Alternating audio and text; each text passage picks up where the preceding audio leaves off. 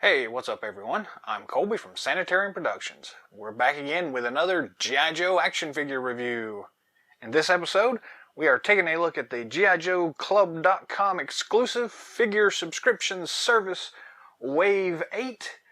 This is figure 5 out of the set, and this is Fast Draw. So this is a figure I've been extremely looking forward to. The original vintage release of this figure was one of my all-time favorite figures growing up. It was just a cool figure. You have big old missiles and all this other cool stuff going on, and so we finally got a new modern update of the figure, and this is it. So like all the figures in the series, we come on a traditional kind of 25th anniversary card back. Nice window box here showing the figure itself, some cool artwork that's slightly different than the original vintage release version, but still very cool looking. Flipping it over to the back, we see the enlarged artwork and the actual file card itself. Y'all can pause it right there and try to read that if you would like, but it's still pretty cool. So, very cool looking figure. I'm anxious to get into this thing, so let's just go ahead and do just that. Let's dive into it here. So, the actual folks at the G.I. Joe Club have been doing a really good job of making use of existing molds and kind of retooling them to kind of fit new figures, and that's exactly what they've done here. We'll toss the really cool looking artwork here to the side for right now.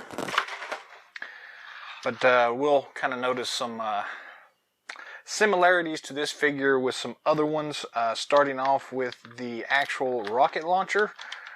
This thing originally came with one of the Duke figures. So yeah, it's a pretty cool looking little thing. We'll look at it a little bit closer here in a moment, but yeah, we've seen the pack before. We also get the figure itself here, which also looks very similar to other figures we've had, but still pretty nice looking. We also get these two little blaster pistol things here, which in the original vintage release, this was his control mechanisms. And we get all these cool little bombs here. So let's pop them out. Try to keep them from going every which ways. And this one jumped way over here. So yeah, we'll toss that to the side now. And we also get the figure stand. So very cool looking. Let's go ahead and zoom in so we can take a closer look here. So bear with me while I adjust the camera and get it about right for what I'm looking for here. That's probably going to do just fine. If it'll stop shaking here in just a second. So we'll go ahead and start with the actual figure stand here. Traditional 25th anniversary figure stand here. We've got the two foot pegs at the top, the raised G.I. Joe logo there, Fast Draw, and traditional 2007 copyright on that. So nothing special, but these are very much useful and really great things. So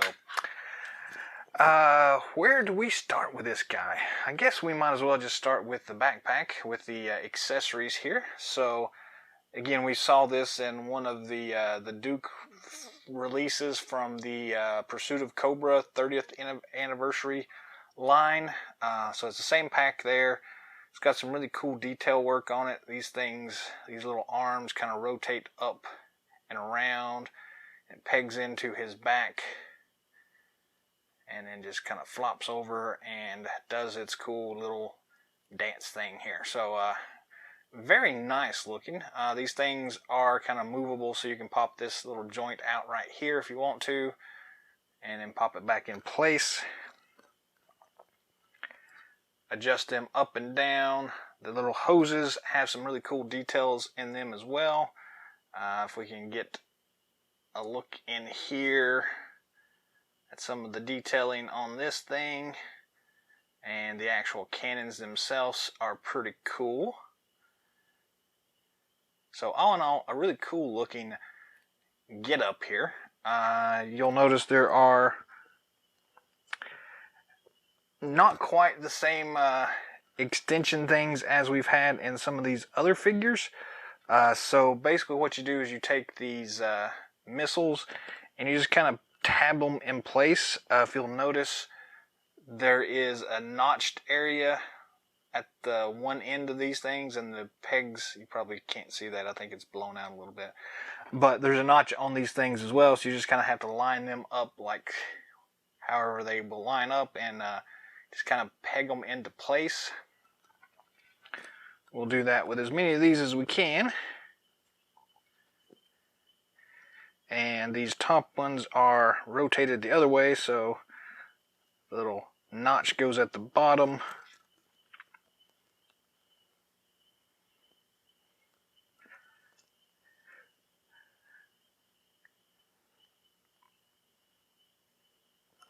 So they're a little aggravating to get in here, and they have a tendency to kind of pop off, but they look really cool once you actually have them loaded. I would have preferred if they would actually load in like a traditional kind of missile launcher and kind of fit back in here somewhere, and maybe you could tap them or something so they would actually fire off. But you know, it's serviceable for what it is. Once you actually attach it to the figure here, you just kind of line that peg hole up with the pack on his back, press it in place, something like that, and you've got a really cool rocket launcher system here. So all in all, very cool looking. Not quite as epic as the original release, but still a pretty serviceable job considering they were trying to save costs by not retooling things all that much. So very nice anyways. We also have these cool little blaster pistol things. Again, I apologize that we're kind of washing it out right here, so you can't really see a lot of the detail work. Maybe that way a little bit, but there is some pretty cool looking detail here. I think we originally saw these things with some of the Toxo Vipers, I want to say. But basically just kind of stick them in his hands here, and he can use that as kind of a control attachment thing. The original had some hoses running to the actual backpack. We don't get that with this particular set, but it still works for what it is. If you squint a little bit, it still has that same kind of vintage vibe to it, so that's really cool. The other accessory we do have is he does come with a pistol here on his side in a nice holster. So let's go ahead and pop this thing out and take a look at this. It's a nice revolver. We can get it to focus in there. So some interesting detail work, not a whole lot of heavy-handed stuff, but it's still a nice revolver. Very cool, and as I've stated on some of my other reviews, I actually absolutely love the fact that you have these holsters for them to put their weapons in, so that's really awesome. You also have like a fire extinguisher thing on his back here that is actually glued in place, so it doesn't actually pop off of this guy. Some of the earlier releases of Blowtorch, which is kind of what this guy is modeled after, that was actually removable, but for whatever reason this one's pretty much glued in, so it's not coming off there. So still looks really nice. Let's take a look. I guess that's all the accessories, so let's take a look here at the helmet itself. So here it is in place. Pretty nice looking. Again, it is molded after that, on that Blowtorch mold, so it's the same mask as we've had with Blowtorch in the past, so nothing really special. And so on the original vintage release, the visor actually flipped up. It was on a little hinge joint on the helmet, so that's kind of disappointing that we don't get that in this release. But the helmet is, you can pop the face mask off here. I'll go ahead and do that here. They just have these little pegs on the side here, and the helmet itself will pop off, and it has this little hose attachment that attaches to his chest piece there. So pretty cool. It actually looks really nice in this red color. We're used to kind of seeing that yellow, bright yellow color here. So the red with the kind of gray highlights and the blue hose there, it looks really nice and does a really good job there. So that's a really nice helmet there. Looking at the figure itself here, we do have a hooded version of him, so we don't get to actually see what he looks like too much inside, but still a decent head sculpt there. Nothing outrageous there. Some nice detail work on the folds and the seam lines there on his mask. Most of the detail work on this guy is the same as previous figures, but it still looks really nice. We do have some new armor pieces here that were other figures, but still look really nice. They work really well for this guy. Moving on down, we do have the cool belt there with the fire extinguisher thing there. We got the cool pistol holster thing there, some more armor plating. And then we get down here to the boots, and this is where this guy really kind of shines here. He's got some amazing detail work on the boots here. Some just really awesome little doodads and things there on the back. And this is kind of a two-piece thing, so these things actually pop off. They're removable, and you can kind of see underneath there. You got some cool stuff going on, so that's really nice the way they did that here. So they actually have color-coded it or painted it so that this is the same color as the rest of his pants, so it's a really easy way to kind of slip his front armor on there and make it look like it's one piece. So that is really cool. I do appreciate that. That's really nice here. Articulation wise, the head does spin 360 degrees, but it does get kind of stuck on his collar there, so you're not going to turn it all the way around without getting the squeakiness that I'm hearing. But still pretty nice there. You don't really get a whole lot of up and down motion and really no head tilt at all, so still pretty nice. I mean, he's going to have his helmet on most of the time anyway, so that's not a big issue there. We do have the standard ball and swivel joint at the shoulder. His armor plates there do hinder movement, so you can only move it up about that far, which is a shame, but does spin all the way around though, so that's good. We do have a standard ball and swivel at the shoulder joint there. We do have a swivel, and it looks like that's it. No rocker on the actual, just checking that. It looks like, yeah, it's just a swivel joint on the wrist there. We do get the standard waist twist or chest twist there. Plenty of ab crunch motion there. His armor there is not inhibiting him whatsoever, so that's cool. Standard T-hooks at the waist joint. For whatever reason, it doesn't quite go out quite as far as some of the other figures, but full front motion, full back motion. Just not quite as much side to side as I would prefer. That may just be this one's just a little tight and needs to be loosened up.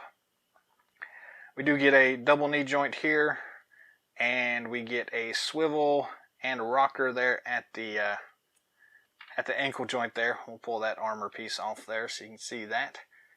And I do really like these boots. These are cool. Some really nice detail there on the tread. Nice bright silver thing there, so very cool looking. So all in all, really awesome articulation on this guy. These little boot cover things here don't get in the way at all really, and they look really awesome, so that is cool. You may have to pop it around a little bit to get that thing back in place, but it looks really cool. So let's go ahead and armor him back up here. Throw his helmet back on there, snap it back into place. Hopefully snap it back into place. Does seem to be a little loose right there, but not too bad. Just enough to make me miss the mark on it. So, little hose there just pegs back into his chest piece there. And that thing is popping off again. Let's see if I can get that better. There we go. I just don't think it was hooked on there real well. Perfect. There we go.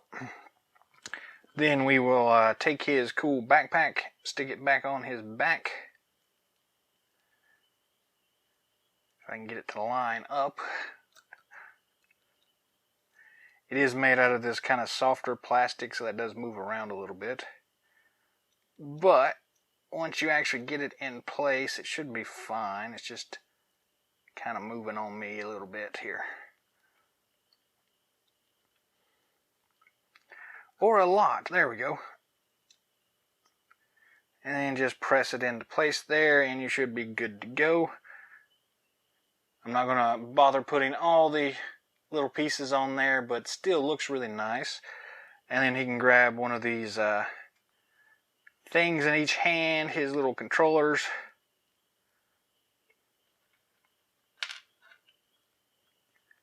And they fit in there really well, so he can officially carry all of his accessories, which are great. And then these things do rotate up and down, so you can have it like this when he's not actually launching anything, and you can do a single launcher, double launchers, whatever you really like doing. So yeah, all in all, this is a pretty cool figure. I'm a little bit worried about the fact that these things have a tendency to pop out with extended play, so they may not be the best long term, but for what they are, they do work really well. And this is actually a pretty good update to the figure. Not quite where I wanted it to be, but it's just barely off, so I'm actually still really happy with it, and I think you will be too. So yeah, pick this guy up if you haven't already.